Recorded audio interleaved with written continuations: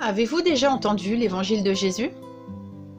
Ou est-ce que vous l'avez entendu mais sans vraiment le comprendre? Cette courte vidéo a pour but de vous expliquer ce qu'a fait Jésus pendant qu'il était sur terre. Et dans quel but il l'a fait.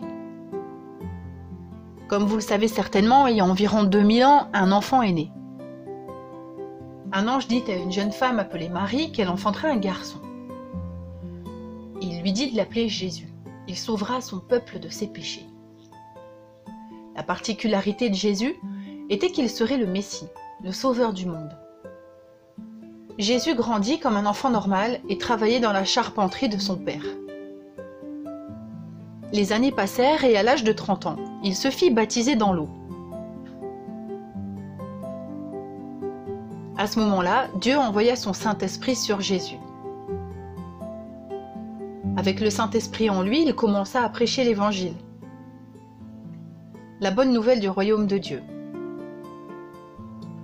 Et comment accéder à la vie éternelle en se repentant de nos péchés et en recevant le pardon à travers Jésus.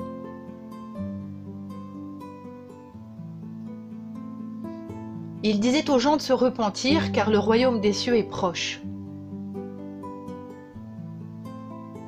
Pendant qu'il prêchait l'Évangile, il fit de nombreux miracles pour montrer sa puissance, la puissance donnée par son vrai Père, Dieu. En voyant ce pouvoir exceptionnel, les gens ont commencé à croire en lui. Les aveugles recouvraient la vue. Les sourds entendaient à nouveau. Les boiteux recommençaient à marcher. Et même les morts revenaient à la vie. Tout cela pour prouver la puissance de Dieu et que Jésus était bien le Fils de Dieu.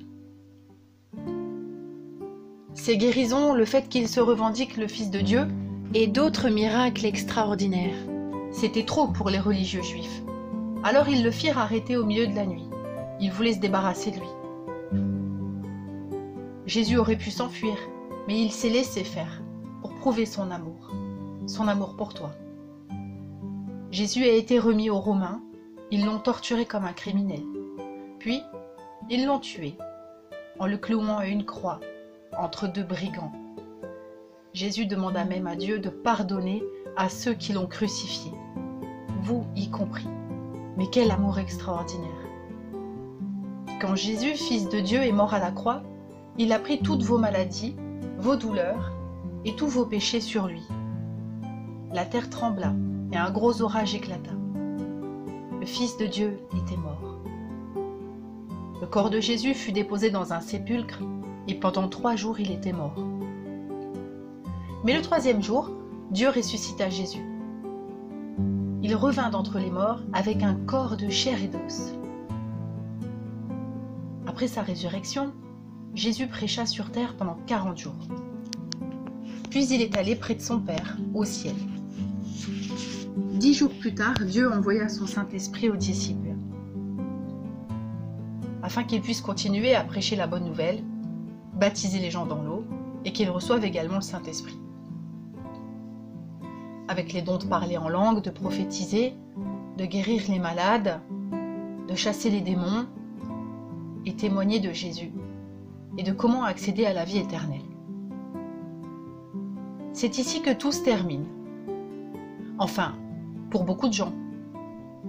Mais ce n'est pas tout. C'est ici que tout commence. Voyez-vous, ce n'était pas seulement il y a 2000 ans. Jésus est ressuscité et il vit encore aujourd'hui. Donc vous pouvez le connaître. Le Saint-Esprit est aussi le même aujourd'hui, comme on le lit dans la Bible.